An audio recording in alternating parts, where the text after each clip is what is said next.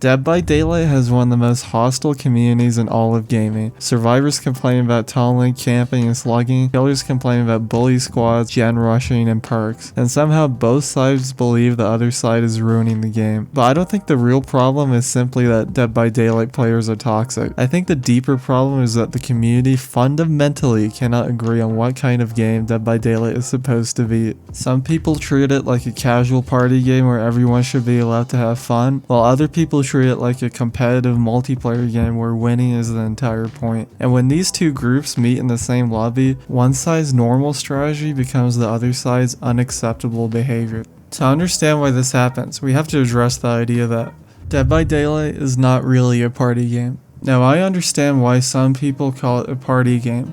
The game has 4 survivors running around a map, bizarre cosmetics, and plenty of moments that definitely look ridiculous when taken out of context. That sounds more casual than something like Counter-Strike or League of Legends, but the way the game is actually designed tells a different story. There are objectives, builds, optional perks, add-ons, maps, strategies, and different win cons for both sides, and every decision affects your chance of winning or losing. A multiplayer PvP game in which both sides are trying to optimize the game to win certainly sounds competitive to me. Of course, not to the extent of games like Overwatch or LoL, but certainly still competitive. The game rewards you for completing generators, killing survivors, using your power efficiently, and making smart decisions. Whether people want to admit it or not, Dead by Daylight is a competitive game. Of course, that doesn't mean that every player needs to play like they're competing in a tournament. You can play it casually, you can use strange builds, you can refuse to use the strongest perks.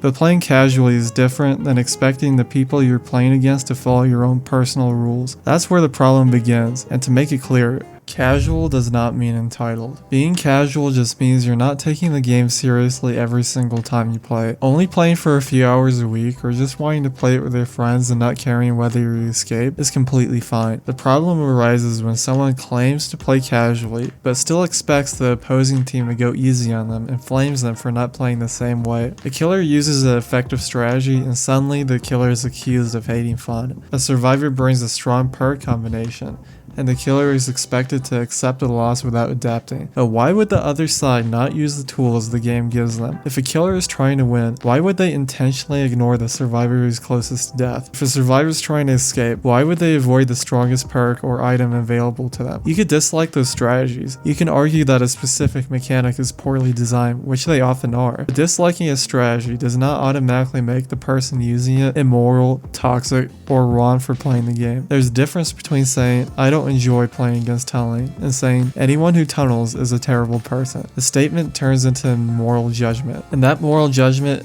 is one of the biggest reasons why the community is so unpleasant and laughed at. Another thing is, the community takes the game seriously while calling it casual. This is the part I find the most interesting. A lot of people describe DVD as a casual party game that then react to losing in extreme competitive ways. They disconnect after seeing a killer they don't like. They disconnect after being hooked once. They complain about a perk, an add-on, a map, specific strategy. Then after all of that, they still claim that the game should not be taken seriously. But if you disconnect because you heard a specific killer, you are taking the game seriously.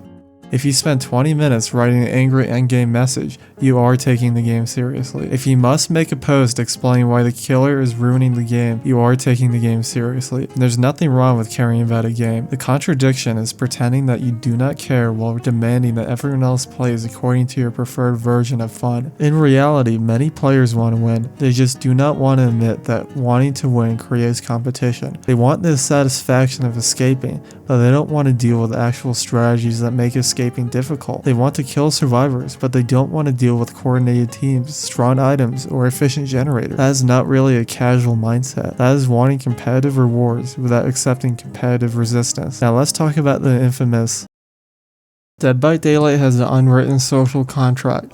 The only actual rules in the game are that survivors are expected to repair generators, take chases, and eventually try to escape. Killers are expected to patrol, chase, and eventually sacrifice survivors. Those are the rules the game actually gives us, but over time the community has added a second set of rules the game never officially agreed to. Do not tunnel, do not camp, do not slug, do not use certain add-ons, don't burn too many strong perks, the list goes on. The issue is that neither side can agree on which of these rules are actually legitimate. One player sees tunneling as an unfair strategy, another player sees it as a logical way to remove one survivor from the game. While another player sees an OP build as toxic, another player sees it as a valid counter to slugging. The game allows both approaches. That does not mean that every approach is equally enjoyable, but it does mean the community cannot keep treating personal preferences as if they are official rules.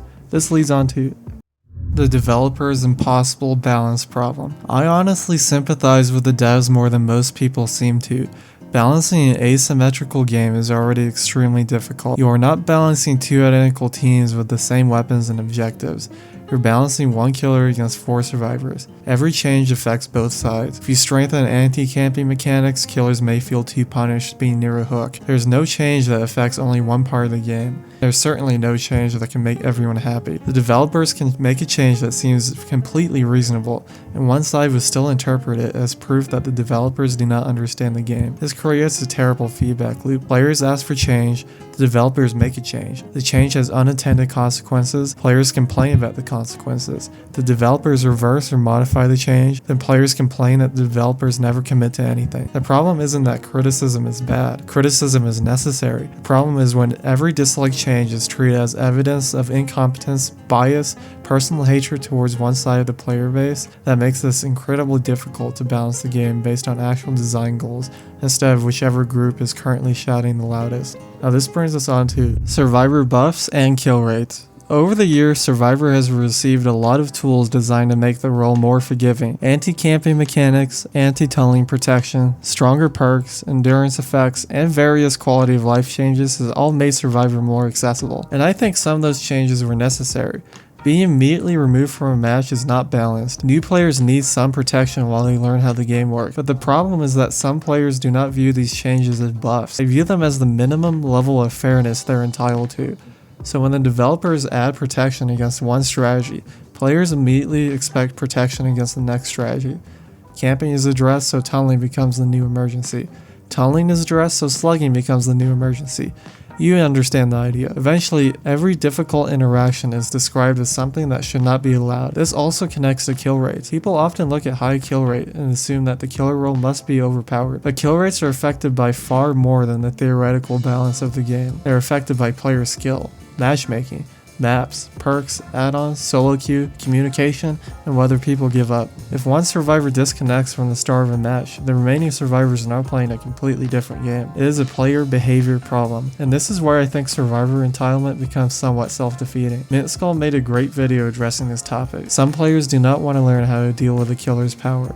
They do not want to understand which loops are safe. They do not want to change their build. They simply want the killer to play in a way that makes their existing habits work.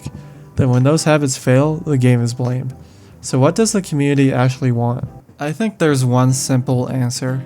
Nobody knows. Some players want Dead by Daylight to be a relaxed party game where everyone gets to experience their favorite character and occasionally have a funny, wholesome Chungus moment. Some players want a competitive, asymmetrical game where every decision matters and the strongest strategies are expected.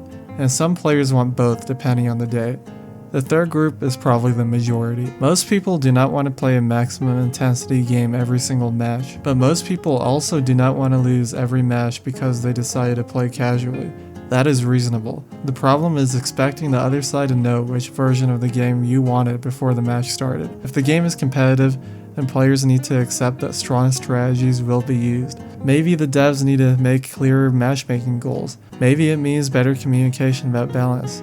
You are allowed to dislike tunneling. You are allowed to dislike strong survivor teams. But the person on the other side is not automatically evil for trying to win. I think if the community all made an effort to learn the game and counterplay to many strategies, the community wouldn't nearly be as toxic as it is now. But I know that's asking for too much. Until the game clearly separates these expectations, the community is going to keep arguing about rules that only exist in people's heads. I don't think the community is going to change anytime soon, but maybe in a couple years I could be proved wrong. Every single person you see on DVD, whether it be a killer or a survivor, is a human being. And we need to accept that some things like tunneling, slugging, and camping are not toxic and are just base game mechanics. You could disagree whether they're good mechanics or not, but it's not the player's fault that they're being utilized. If you'd enjoyed the video, consider subscribing.